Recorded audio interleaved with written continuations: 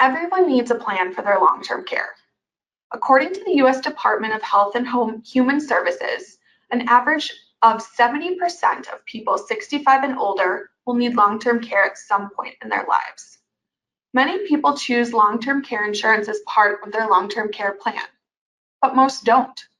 According to the Institute of Aging, 65% of those needing care will rely exclusively on family and friends to provide assistance. To get a better understanding of long-term care and how it works, and to consider what you can do to prepare financially, we need to examine 3 key questions. What is long-term care? How much does it cost? And what options do you have for funding potential long-term care expenses? Long-term care can involve a variety of services designed to meet the needs of each individual and caregiver, and can include non-medical care. It can include skilled nursing care, such as the rehab care needed after an extended hospital stay. Long-term care can also include community and residential care, such as senior centers and assisted living facilities. These are environments that can be for individuals who can no longer function independently, but don't really need daily care or wish to just have a more vibrant social life. Or they can include things such as housekeeping, personal care, and medical services. It can also include home-based care, which can be informal, occasional help with the activities of daily living, or things such as help with meals, budgeting, house cleaning, medication management, or even transportation. It can also be care offered by formal and paid professionals who come to your home on a regular basis. All of these services can help you or a loved one age in place. Long-term care even includes respite care, which is short-term relief for primary caregivers. Respite care may last anywhere from a few hours to several weeks at a time, and respite care can take place at home, in a healthcare facility, or an adult daycare center. Now that we know what long-term care can be, let's look, on average, at the monthly care costs. Long-term care costs vary by state and region, and it can get very expensive very quickly. So, going back to our health span versus lifespan discussion, if you lived in a private room in a nursing home in the US for 5 years, on average, you'd be spending nearly $600,000 on just room and board during that period. No one enjoys discussing end-of-life issues. I get it. But consider the peace of mind that long-term care planning could provide to you and your loved ones. Self-insuring involves depending on personal savings and investments to fund any long-term care needs. This choice would give you increased flexibility, but may require additional and thorough preparation. Ironically, self-insuring often is the default, simply because of lack of planning. Self-insuring may work for your situation, but it does come with some considerations. Self-insuring may have an impact on your overall retirement strategy. This chart shows a $1 million investment portfolio generating a hypothetical 5% rate of return. It assumes a 65-year-old couple will be withdrawing $50,000 per year, adjusted upward 3% each year to account for inflation. Based on our hypothetical illustration, this investment portfolio has the potential to provide income at their desired level until the couple reaches age 88.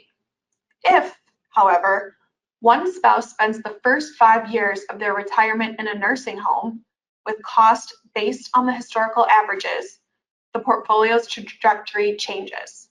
In the long-term care expense example, which is the lower line, it reflects an expense of $117,000 a year, again, adjusted annually for inflation, for the first 5 years during which the spouse requires long-term care.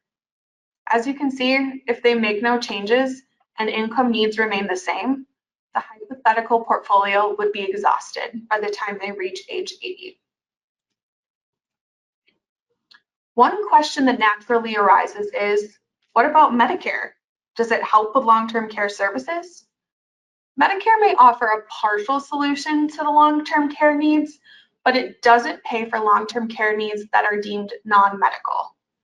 Most nursing home care is considered custodial care, in which help is provided for one or more of the activities of daily living, like bathing and dressing. Original Medicare may cover skilled care at a nursing home or in your home only if the need is short-term and temporary, and it assumes that you're getting rehab or medical treatments after a hospitalization for an illness or injury. Under certain conditions, Medicare will cover the first 20 days of skilled care completely. For care on days 21 through 100, Medicare pays all but a daily coinsurance, but after 100 days of care, Original Medicare doesn't cover any remaining cost.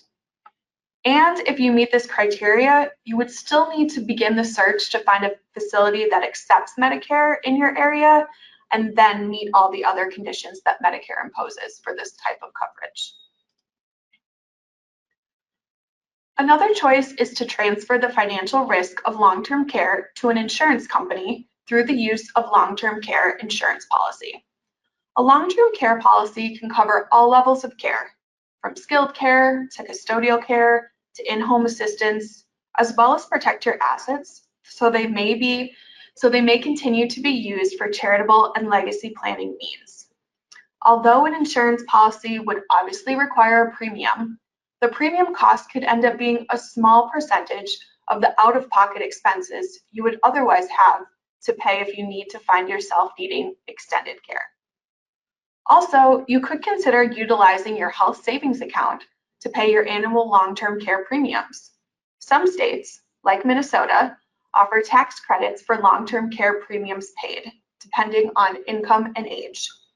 Additionally, qualified long-term care premiums can qualify for the medical expense itemized deduction if total medical and dental expenses exceed 7.5% of your adjusted gross income in 2025.